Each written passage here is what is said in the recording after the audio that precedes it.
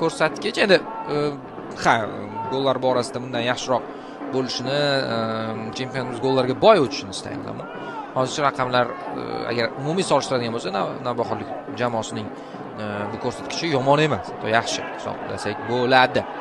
Mana imkoniyat O'rinboyev, Odilov, pas ichkariga, xavfli vaziyat, zarba va gol! Qoyil! Gol muallifi. Juda chiroyli kombinatsiya bo'ldi, men sizga aytsam. Mana bu yerdan boshlandi, qarang.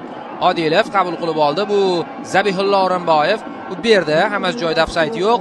Darhol pas, G'ulomov chiroyli chiqib keldi va gol uryapti. Qoyil. O'zi boya zarba ham yo'llagandi G'ulomov, keyin faol bo'lib turgandi va golni ham uryapti. Bizda ham hisob ochildi. Toshkentdagi uchrashuv bilan bahslashamiz bu